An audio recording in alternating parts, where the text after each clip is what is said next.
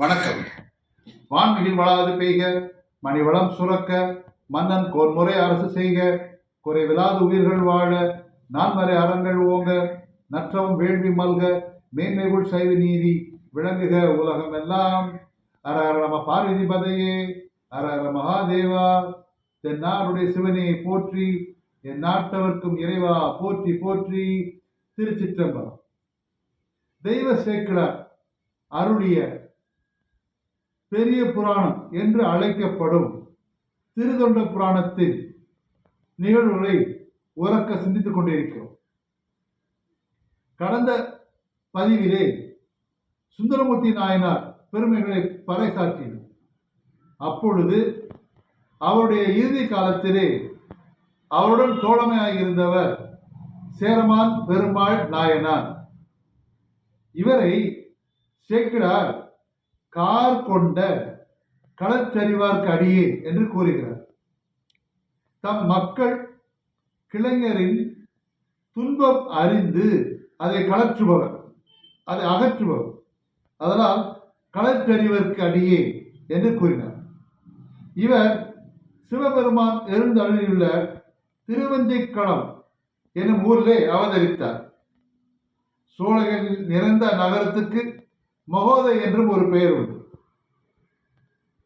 அந்த திருவஞ்சை களத்திலே சேர மன்னர் மரபிலே பெருமாக்கோதையார் என்று மன்னர் அவதரித்தார். மலர் மழை வான் சிந்தியது, எல்லா உயிர்களும் உவகை எய்தின. முக்கட் பெருமானையே முழு முதல் கடவுளாக வைத்து எந்நேரமும் இறை சிந்தனையோடு இருப்பதால் அவர் நிரம்ப சிவயோகம் பெற்றவராகிறார். அவர் உலக போகமும் அரச போகமும் நீர்மேல் கோலம் என்பதை உணர்ந்து அதில் பற்றற்று இருந்தார். அந்த மகோதை என்னும் கொடுங்கோளில் இருந்து சேர நாட்டு ஆட்சி புரிந்த செங்கோட்புறையர் எனும் அரசர் பிறப்பென்னும் பெருங்கடல் துறப்பெனும் தெப்பமே துணை என்று துணிந்து நாட்டை துறந்து காட்டை அடைந்தார். அமைச்சர்கள் கூறியை கேட்ட சேரமான் பெருமான் இன்பம் மிகுந்த சிவ தொண்டுக்கு அரச பதவி இடையூறாக இருக்கிறது, பதவி பக்தியை குறைத்திடுமே என்று வேண்டா வெறுப்பாக ஆட்சியை செய்தார். இருப்பினும் கொடுங்கோளூரை அடைந்து நாளும் கோளும் நன்னிலை உற்ற நாளில் முடிசூட்டினார்கள். திருக்கோயில் சென்று இறைவன் முன் பணிந்து யானை மீது ஏறி நகர்வலம் வருவார். ஒருமுறை ஒரு சலவை தொழிலாளி உலர்மண் மேனி எங்கும் சிந்தி வெள்ளீர் பூசியது போல் மேனியோடு அவர் முன் வந்தார்.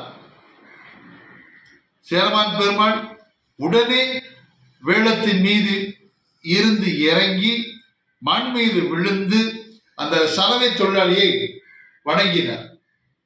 மன்னரே, யாம் சலவை தொழிலாளி என்று அவன் கூற, இல்லை அப்பனே, உடலெங்கும் திருநீர் பூசி இருக்கும் சிவனடியாரை நீ என் கண்முன்னே கொண்டு வருகிறாய், ஆகையால் நீயும் வணங்கத்தக்கவனே என்று வணங்குகிறார். அவ்வளவு பக்தி அவருக்கு அடியார் மீது. அவர் சொல்வார், அடியே அடி சேரல் நீர் செல்லுவர். பின்னர் சேரமான் பெருமான் யானை மீது ஏறி மணிவ மண்டபம் சென்று வெண்சாமரம் வீசப்பட்ட அரியணையில் அமர்ந்து ஆட்சி புரிந்தார். சிவ ஆகமத்துக்கு உரிய முறைப்படி அம்பலவாணரை வழிபாடு செய்தார். வழிபாட்டில் நடராஜ பெருமானுடைய சிலம்பொலி ஒவ்வொரு வழிபாட்டுக்கு இறுதியிலும் அவருக்கு செவியும். தன் நடனத்தின் போது ஒலிக்கின்ற சிலம்பொலியை சேரமான் பெருமானுக்கு சிவபெருமான் கேட்கும் வண்ணம் அளிப்பார், அருள் பாலிப்பார். ஒரு முறை மதுரையிலே பானபத்திரருக்கு வறுமை என்று தெரிந்து எம்பெருமானே திருமுக கடிதம் கொடுத்து விட்டார். திருமுக பாசுரம் எழுதி நீ இதை கொண்டு சேரமான் செல் என்று கூறினார். சேரமான் என்ன செய்தார் என்று பார்ப்போம். நன்றி. அப்படின்னு